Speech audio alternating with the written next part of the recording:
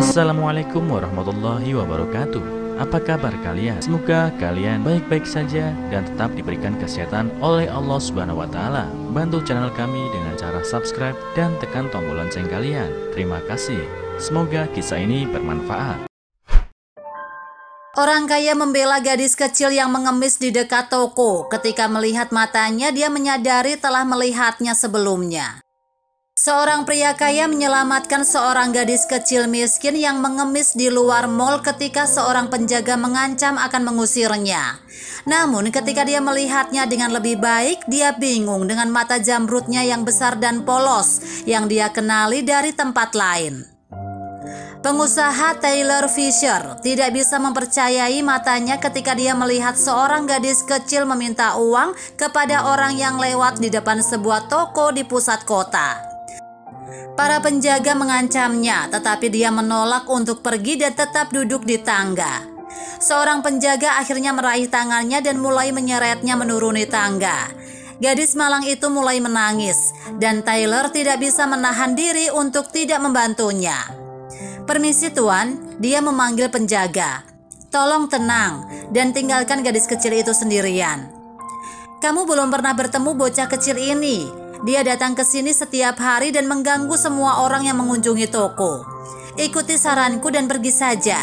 Jangan buang waktumu untuknya," kata penjaga toko itu. "Tidak apa-apa tuan," Taylor meyakinkannya dengan sabar. "Aku akan menjaganya." "Oh, sungguh? Kenapa kamu?" "Oh, oke. Lakukan apapun yang kamu inginkan. Tapi aku tidak ingin melihatnya mengganggu orang lain lagi. Jika aku melakukannya, aku akan menendangnya keluar," gumamnya sambil berjalan pergi. Taylor berjongkok dan menghadap gadis kecil itu yang berdiri dengan kepala tertunduk, terisak, rambut panjangnya tergerai di wajahnya, dan kulitnya pucat seolah semua darah telah dihisap dari tubuhnya. "Halo, namaku Taylor. Dan kamu?" "Namaku Sophie," kata gadis kecil itu sambil menghapus air matanya. "Jadi Sophie, apa yang kamu lakukan di sini sendirian? Di mana ibu dan ayahmu?" "Aku mengemis uang. Adik laki-lakiku lapar dan ibu sakit. Ayah pergi ke malaikat." "Ah, begitu. Jangan khawatir Sophie, aku akan membantumu," kata Taylor tersenyum cerah padanya. "Bagaimana kalau aku membantumu membeli makanan untuk adik-adik lakimu dan baju baru untuk dirimu sendiri? Pakaianmu tanpa kotor. Ada mall di sini. Maukah kamu ikut denganku?" Dia bertanya, mengulurkan tangannya untuk dipegang. Sophie menatapnya dengan matanya yang besar dan polos, menyeka air matanya dan menggerakkan rambut yang berserakan di wajahnya, menunjukkan mata zamrudnya yang dalam. Ketika Taylor melihat matanya, dia hampir membeku di tempatnya dan tidak bisa mengalihkan pandangannya darinya. Dia menyadari bahwa dia telah melihat mata itu sejak lama ketika dia baru saja lulus. "Betulkah?" Sophie bertanya, memotong pikirannya. "Apakah kamu benar-benar akan membantuku?" "Oh, apa? Ya, aku akan melakukannya." "Terima kasih, kamu manis, sama seperti ibuku," Sophie menjawab sambil memegang tangannya dan berjalan bersamanya ke mall. Taylor mendapatkan pakaian dan sepatu barunya dan makanan bayi untuk adiknya. Saat dia membayar di kasir, dia melihat Sophie menatap seorang anak kecil yang sedang makan es krim bersama orang tuanya. Cara dia memandangnya membuat Taylor sadar bahwa dia mungkin belum makan selama berhari-hari, jika tidak berminggu-minggu. Jadi setelah berbelanja, dia membawanya ke restoran dan memesankannya burger keju besar dan coklat kocok. Sophie menerka makanan segera setelah tiba, dan Taylor tidak bisa mengalihkan pandangannya darinya, terutama matanya. "Di mana kamu tinggal, Sophie?" Dia dengan lembut bertanya saat dia selesai makan. "Apakah itu dekat dengan toko tempat kamu duduk tadi?" "Ya," gadis itu mengangguk, menyeruput tetes terakhir dari coklat kocoknya. "Jika kamu sudah selesai, bisakah kita ke rumahmu sekarang? Ibumu pasti khawatir." "Baik," katanya riang saat dia berdiri. Taylor mengantarnya pulang, dan ketika dia melihat bangunan bobrok tempat tinggal keluarga Sophie, dia tidak bisa tidak merasa kasihan padanya. "Tolong tunggu di sini sementara aku memanggil ibu," katanya dan berlari masuk. "Ibu, ibu, "Ibu, keluar." Tyler bisa mendengar suaranya semakin samar. Butuh 2 menit sebelum Ibu Sophie muncul dari dalam menggendong bayi kecil di lengannya. Tyler menjatuhkan tas belanja dari tangannya ketika dia melihatnya. Dia tampak rapuh dan miskin, tapi dia bukan orang asing baginya. Dia adalah cinta pertamanya, Anne, yang memiliki mata zamrud yang sama dengan Sophie. "Oh, astaga, Anne, apakah itu benar-benar kamu?" serunya, matanya melebar karena terkejut. "Kupikir kau pindah ke luar negeri bersama suamimu. Itu yang dikatakan pemilik rumahmu padaku."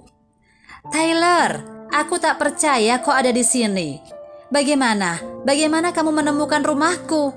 dia bertanya, sedikit malu dengan keadaannya. "Apa yang terjadi padamu, Anne?